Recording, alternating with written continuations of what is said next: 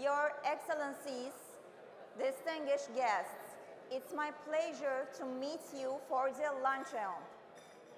Ladies and gentlemen, and now I would like to kindly invite the Minister of Energy of the Republic of Turkey, Dr. Alparslan Bayraktar, to the stage to deliver his keynote remarks.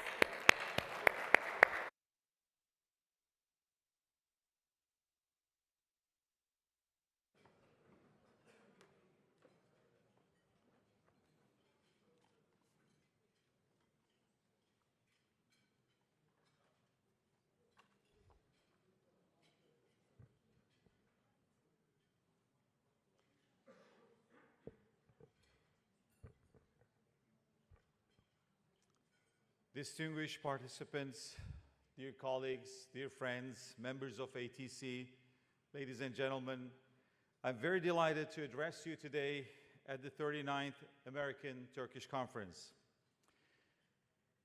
This is an important platform for fostering deeper ties and understanding between our countries. We stand ready to engage in meaningful discussions and explore new avenues for cooperation that we believe will benefit both Turkey and the United States. The field of energy and natural resources constitutes the main source of many conflicts in the world today. And an affordable and reliable energy supply in a sustainable manner is a great challenge each and every day we are facing, especially for import-dependent countries that operate in an environment of constant risk and struggle. Climate change, pandemic, supply chain problems, high energy and commodity prices, increasing cost of capital, high inflation, geopolitical risks, and regional conflicts are just some of the recent risks in today's energy world. And all these happen while the global economy needs to be decarbonized in less than 3 decades. The only way to achieve this is through fundamental changes in policies and significant amount of investments. But unfortunately, all these risks and uncertainties adversely affect the investment climate. So where does Turkey stand in such an environment? What are our challenges, our priorities, our policies, and our energy transition roadmap? We have 2 main dilemmas when it comes to energy. Number one, our energy demand is growing. With our increasing population, growing economy, growing industry, urbanization, and regional developments, our country must respond to its growing energy demand. Number 2, biggest dilemma, import dependency. Unfortunately, we are heavily dependent on imported energy resources. Until very recently, we have been importing almost all of our gas needs. And as of today, 90% of crude oil demand come to Turkey through imported ways. It is among these 2 major challenges we are trying to develop a unique energy transition strategy. We believe to successfully achieve our decarbonization goals, the policy sets and regulatory framework need to be responsive, rational, and inclusive with the integration of the new digital technologies. 22 years ago, in 2002, Turkey had a population of 66 million. Today, our population has increased to 86 million, but the demand for power and gas in this period almost tripled. We are forecasting that our energy demand is continue to grow, and electrification will be the main driver of this growth. Our long-term energy plan is focusing on 6 major areas to address all these 3 challenges: renewables, energy efficiency, nuclear, as a transition fuel, natural gas, hydrogen, and mining for transition. Let me also add 3 cross-cutting areas to attract investment into these fields. strong energy infrastructure, competitive energy markets, and digitalization. Today, more than half of our installed capacity is based on renewable energy. Turkey ranks among the top countries in Europe for renewable energy capacity, hydro, wind, solar, and geothermal energy. And our commitment to sustainable energy future is unwavering as we aim to achieve carbon neutrality by the year 2053. So we will continue to support renewable projects in different ways and means, from small rooftop systems to large-scale big projects. And soon we will announce a fast-track permitting scheme, and we are aiming to add 60 gigawatts of new capacity for solar and wind until the year 2035. While renewable energy plays a crucial role in our agenda, we also recognize that these sources are intermittent by nature. Therefore, focusing on securing reliable baseload power, we attach great importance to nuclear power generation. The commissioning of Turkey's first nuclear power plant in Akkuyu will mark a historic milestone, further diversifying our fuel mix while reducing 35 million tons of carbon emissions annually and contributing to our energy security. Turkey is also keen on investing in the small modular reactors as a clean and an efficient energy sources, especially for high energy intense industries transformation.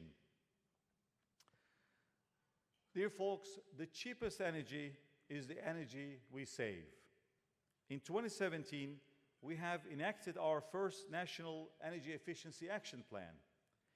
Through this plan, we invested $8.5 billion, and we were able to reduce our primary energy intensity by 14%. And quite recently, we announced the second Energy Efficiency Action Plan for the year 2024 to 2030. And according to this plan, we will reduce the amount of energy consumption per GDP by 15% the year 2030, with the total investment of $20 billion by the public and private sectors. And also, I would like to say a few words about the natural gas, because it's a fuel that has drastically changed power generation, both here in the US and also in Turkey. Turkey is the fourth largest gas market in Europe, with around 55 billion cubic meters of annual consumption. For gas security of supply, Turkey has been investing heavily in different infrastructure projects, including regasification terminals, some pipeline projects, and also underground storage facilities. With all these investments, we can source half of our gas needs via liquefied natural gas. And we're also committed to upstream investments. I'm sure you will remember in 2020 August, we discovered the largest gas reserve in the history of Turkey in Black Sea region. And in a very short amount of time, record-breaking time, we have started gas production from this offshore field. As of today, we have reached a production level of 1.8 for annual consumption of 1.8 million households. Another important policy tools for us is hydrogen. We believe hydrogen will play an important role for our energy future, especially in decarbonization of hard-to-abate industries such as steel, aviation, and shipping. Currently, as ministry, we are working together with the World Bank to develop an action plan towards, again, developing the hydrogen economy of Turkey. The energy transition has brought a long-neglected industry back to the spotlight, mining industry. Mining has become critical for manufacturing of clean technologies such as electric vehicles, wind turbines, battery storage, and solar panels. Among the general mining industry, especially rare earth minerals deserve specific attention. They have diverse applications in electrical and electronic components and industrial processes. We have uncovered the world's second largest rare earth element reserve in Central Anatolia, in Eskişehir province. Through our state-owned mining company, Etimaden, we are currently developing the site to ensure value-added, high-standard mining operations. Now, a few words on cross-cutting areas. Infrastructure is key to all aspects of energy. Without transmission, there is no successful transition. That's why we are aiming to build the green grid or mega grid to add 60 gigawatts of solar and wind next 12 years. So we will strengthen our existing power grid with increased also interconnection with our neighboring countries such as Georgia, Azerbaijan, Bulgaria, and Greece. On the gas side, Turkey's LNG trade with U.S. is on the rise, and currently U.S. is our second largest supplier of LNG.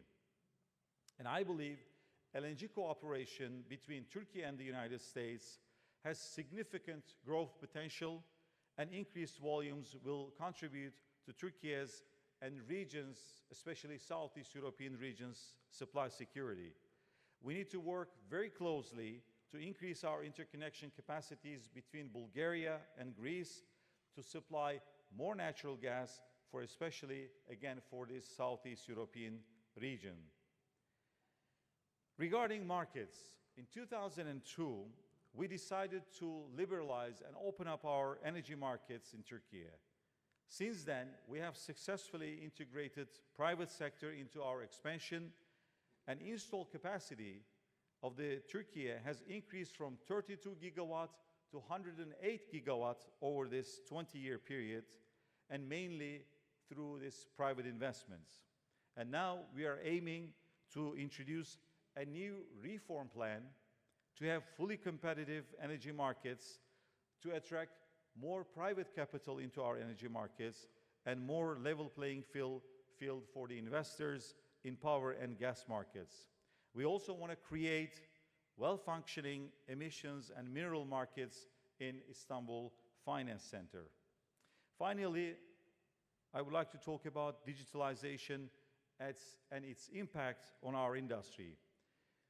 Digital technologies play a crucial role in transforming the energy industry from advanced monitoring systems to demand-side management and electric vehicles integration to the grid. We constantly adapt our legislation to allow further digitalization. Dear friends, distinguished participants, Turkey and US have several potential areas of cooperation.